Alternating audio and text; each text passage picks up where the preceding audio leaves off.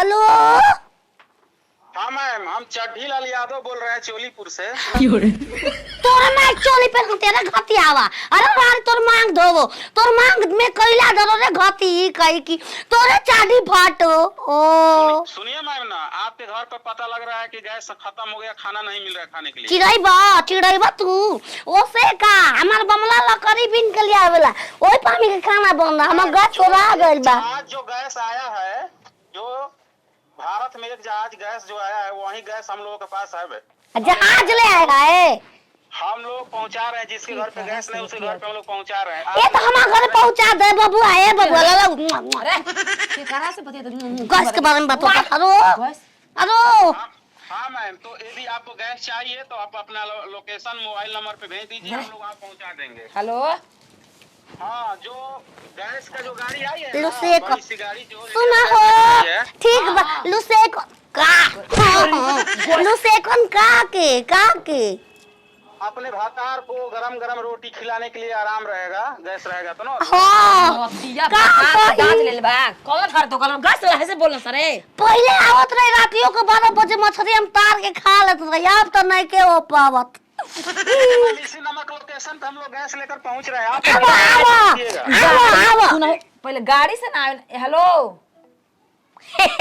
Hello गाड़ी से आए से लुसे ए जहाज ले आवता लुसेकन पे उतरी जहाज से हमरा घर सिलेंडर लेके कह देना हमरा सिलेंडर ना झगड़ा भरी। आइए आइए, तो कोई है जी घर पे? कोई नहीं शिकाय जा। नमस्ते जी। क्या रे चड्ढी लाल यादव गैस वाला। अरे अब हो बाबू अब हो माई हे जाओ। चड्ढी लाल यादव चोलीपुर से। तू ही हवा तू ही फोन कर। हाँ। जो कब तो हम ले बारी हम गैस खाती कुछ कर देंगे कुछ। सुनिए मैम, जब जहाज से गैस आया था ना तब उतारा हो भार लगो तो उतार दो। रखिए नीचे। आप पुराना वाला गैस लाइए और नया वाला गैस ले जाइए। हम संगाई हो बबुआ। अरे खलिया है ना उसमें। हाँ रुक लेके आओ तो। देखिए ऐसा काम करना है किसी पे शौक माई हो माई भी आ गई नहीं। ठीक है मैम, आपका नाम बताइए तो। फुलमतिया देवी। फुलमतिया देवी। पति का नाम? पति के नाम मरद भतार जो पलंग मुराली कुमार चौधरी। चौधरी मुराली कुमार। आप पैसा जमा कीजिए।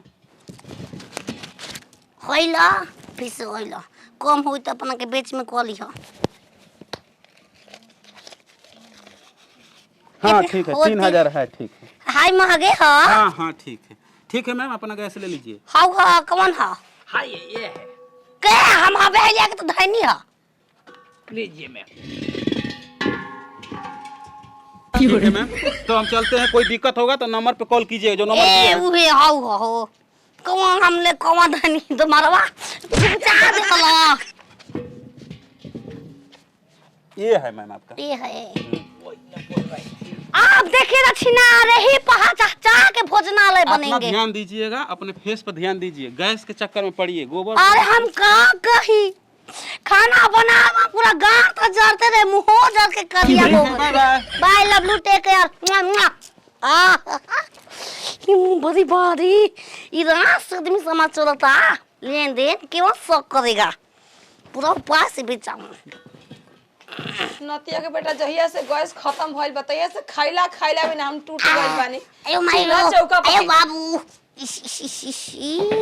बिहाई गई निया मजा आई भरा गई गैस समा गैस भरती आई रानी घोस भराय गुरुल भ इधर से आइला जहाज से ना बोती आइला रही उलिया के सही में दे रहा सा।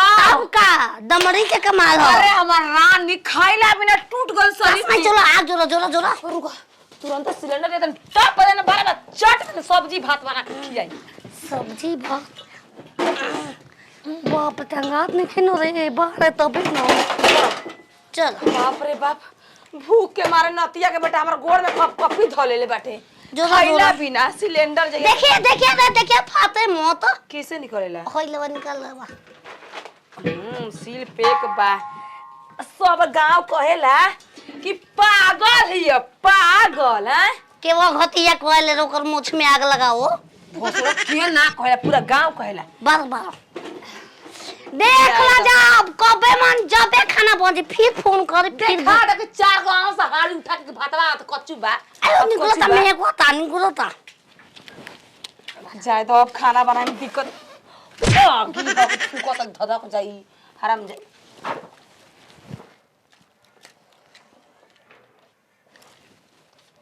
बरत नहीं खेरे आगिया होने देबो बोली अरे हराम जादू ए पदो करैया दर करैया खोल खोल खोल गैस खोल अरे माय हो जा खोल गति खोले नहीं खी अब तो ई कदू राम राम राम राम राम राम राम भूत गई भाके रहे रहे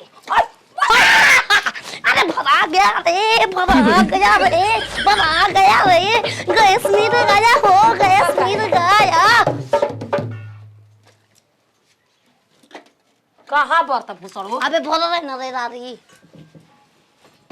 कहवा एमे गैस में सब तनी में रहे तो बाहर के भूक दे हो जाला एमे सिलेंडर में हई हताना हल्लू को रहेला सिलेंडर आ हो रे ठगाई गई नी अब का तारा कहने हने देनी तोर लड़के वाला मंग सुताऊ दे का हई सिलेंडर आदमी तो महंगा सुत दे होनी के पेसो ती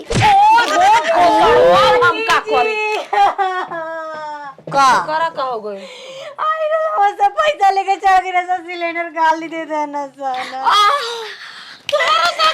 पूरा खाम मानी होय हो तागल का हम तब ना बोलाई अब बमला भसक दई हमके आयो बाबू आयो दादा आयो घर में हम बाते बाते जरूर बारे बाते खा लेता और संगे ऐसा ही होता कबो कबो बड़ा सा खत्म हो गइल बाटे तनी मानी नहीं बा बा बा कहां बा रे बा बा भूसड़ी जब जब तक देरी में बार खोल तन हिले तन जानी ए राम राम हो अरे मन तोर मारते तो हमार तू मारे लकड़ी काट के लिया जानी तहार मार मुर्गो दे दा मछरियो दे दा झैती होता ओ झैती होता इजा अरे हमें गैस बते ये चाची जी हमर 500 बोला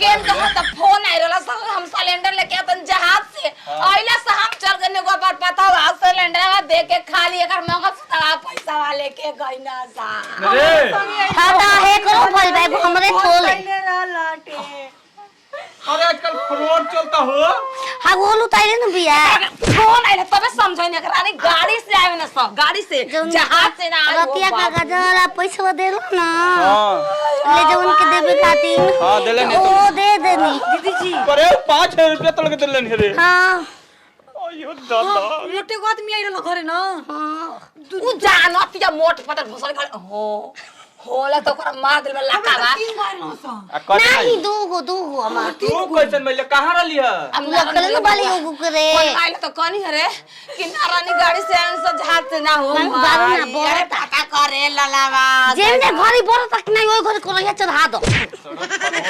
लेखन घरे भी इतर आइल बस क के गोल मास सिलेंडर दे के खाली काहे कनी है त पागल तू सिलेंडर खलिया दे के पैसा रुपया दे देल बाड़ू हम ना जाननी है चाची जी के हमारे संगे ऐसे नतिया कर दी लेकिन टांग के नतिया तरह पिलुए पर गाय कुछ ना पड़ी हो। खाइल बना मुआ तो खाइल सब बना सिलेंडर खाली लेके अरे त बारक में पता चलता कि खाली और हम खुशी बदल हां अपन वाला दे दे हई दूसरा वाला ले ले ई बताओ हिला के ना देखलू ह अरे पता करे ललावा कावा अरे वो कौन देखो तनी। बारा हो। के फोटो जो से फोन बर्बाद कर के मांगा पूछ दे आके होइले बारू सोना के महंगाई बना दे सिलेंडर गैस दे देला से खाली हो बा खाली है जी घतिया हम ठगाई गईली फोन में के कुछ अब ना फोनवा रही ना आई फोनवा उगन दोस्त बामाल दोस्त तोरे बा